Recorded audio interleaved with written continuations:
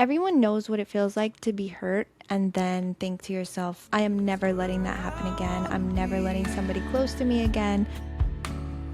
If the world feels heavy, I'll be your light. When you feel lost, I'll hold you tight. Somehow you shine brighter each day.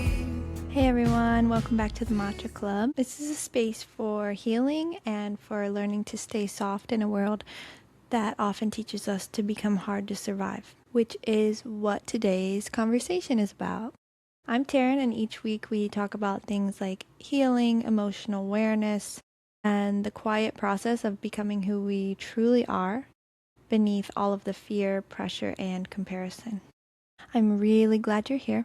Let's get into this week. So somewhere along the way, a lot of us, if not all of us, have learned that in order to survive, we need to harden to the world around us. And then we're taught that not only should we harden ourselves, but when we do that, this means that we're strong and that it will keep us from being hurt. But there's a couple myths that I want to debunk today about this. One is that hardening is strength.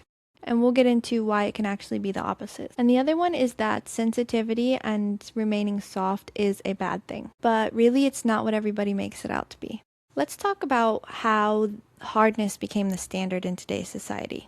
Everyone knows what it feels like to be hurt and then think to yourself, I am never letting that happen again. I'm never letting somebody close to me again. And then what do we do to make sure of it? We build really big walls so nobody can get in, and then we grow really thick skin to make sure that we are no longer accessible to people or situations. This can look like emotional detachment. It can look like always being okay. And it can look like pushing through no matter what. And it seems like we're always rewarded for these things and punished for the opposite. Like when we try to be really tough, people say things like, wow, you are so strong. But anytime that we show our true emotions and we are real, it's, why are you so sensitive? Why are you being so emotional? And for this reason, I think we feel like we need to go through life with some sort of armor on to prove ourselves. So really, when you think about it, a lot of you didn't choose hardness. It was what the world required of you. Let's talk about what softness actually looks like and redefine that. The things that people don't talk about that softness really means is soft is being emotionally aware. It is being empathetic. It is being honest, it is being present, and it is choosing your truth over control of the situation. Choosing to be real with ourselves and the world is really difficult because we always want to try to control the situation with brute force. All of us are guilty of that at some point. And often we don't want to be soft because it's mistaken as weakness or being passive. And then sometimes when we do try to remain soft, it comes off as a lack of boundaries or just letting people mistreat you. And there's a really fine line in between passive and staying soft. And it's important to learn the difference. And it takes a lot of practice. There have been so many times where I think that I'm being soft and choosing love when really I'm just letting people mistreat me. And then there have also been times where I feel like I'm being really tough and staying strong, but I was just completely closing myself off to the situation.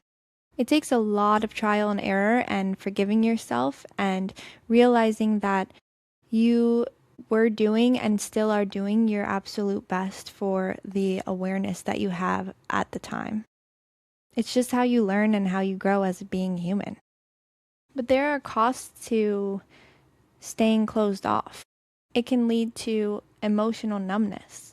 Eventually, you'll become completely out of tune with your emotions because you've stopped recognizing them. And you won't be able to listen to yourself, and then eventually that will turn into you not trusting yourself, and that can go down a whole different road of problems. It can lead to missing out on joy. If you try to isolate yourself all the time and close off to everything, then you're missing out on a lot of chances at good experiences.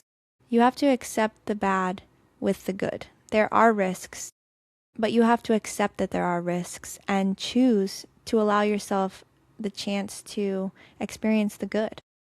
It can lead to difficulty receiving care. There are people out there who really do want to take care of you, and you deserve that.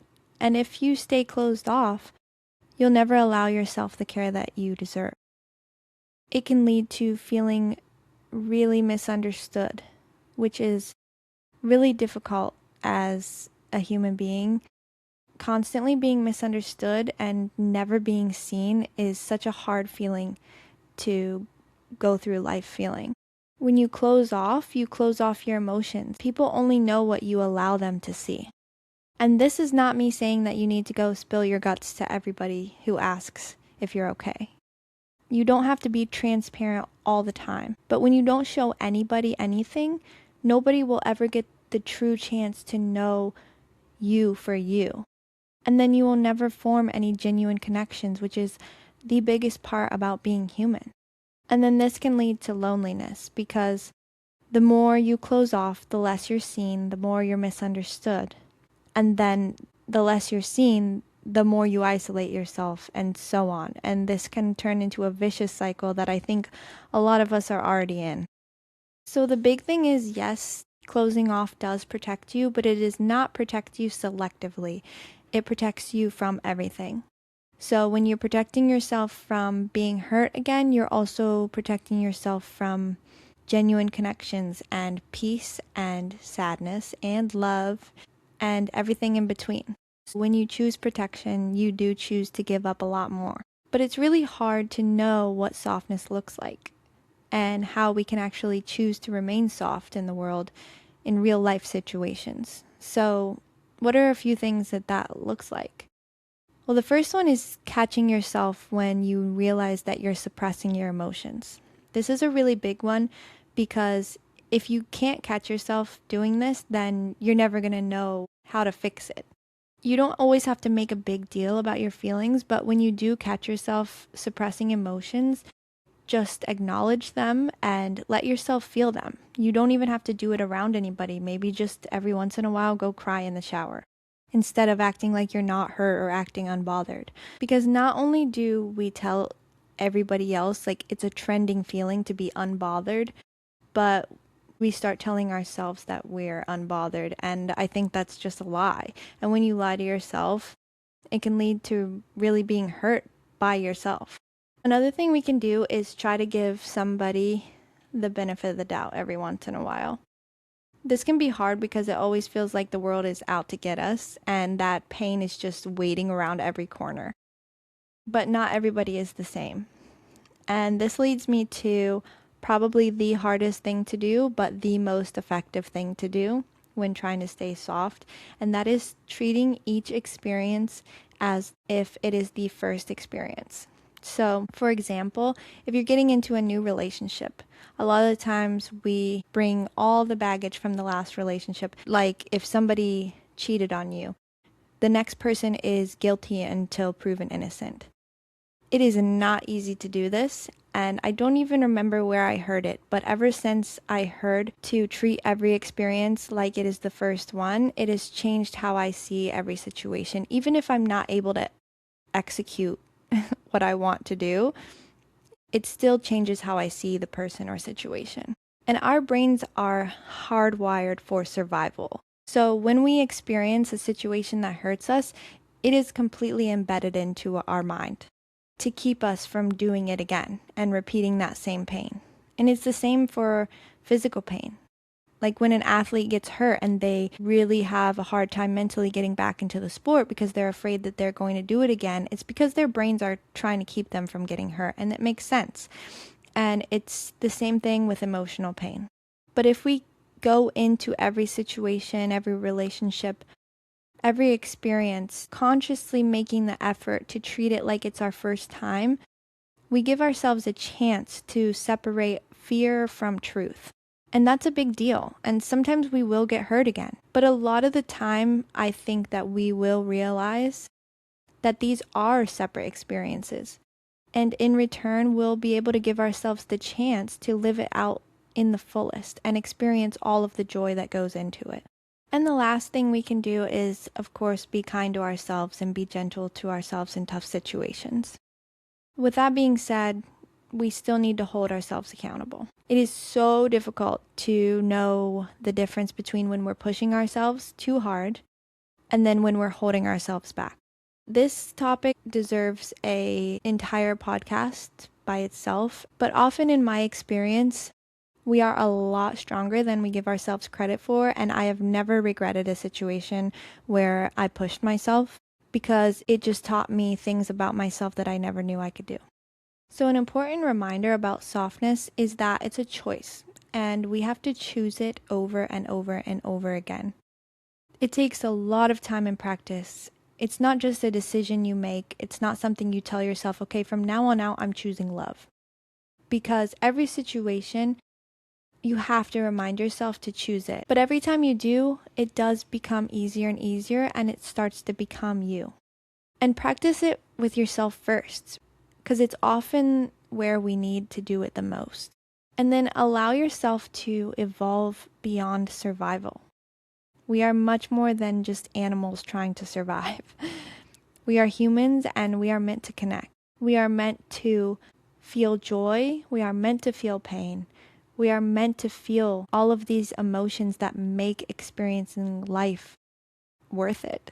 And we are meant to leave our mark on the world. And I don't know about you, but when it's my time to leave, I hope the mark that I make is filled with love. I hope that people remember me for the grace that I had, the safety that they feel when I was around them, and the kindness that I treated them with. Honestly, I don't care if they think I was strong or weak. I truly just hope that they never doubted my love. And some good journal prompts to use from this conversation, things that I like to ask myself and things that I like to journal about is, what do you hope people will remember you for? And then next time you get in the situation where you don't know what to do, act like they will remember you from this situation. The second thing is, what would change if you stopped treating softness as weakness and stopped closing off to people and experiences? What things would happen? What would you see? What would you do? How would you feel? It's really interesting to think about because there have been so many situations where I think, wow, if I would have just trusted them or trusted myself in this situation, what would have been different? The big thing is, in my opinion, the world needs more people who feel deeply and act accordingly. Instead of being protected, be the love that we all need. Be human. Thanks for being here today, and thanks for listening to me and being a part of this conversation. If it resonated with you, just know that you're not alone in what you're feeling. And if you think somebody could hear this message today, please send it to them. And until next week, keep honoring your existence by choosing the life that feels the most true to you. Sending you all love from the Matcha Club. See you next week.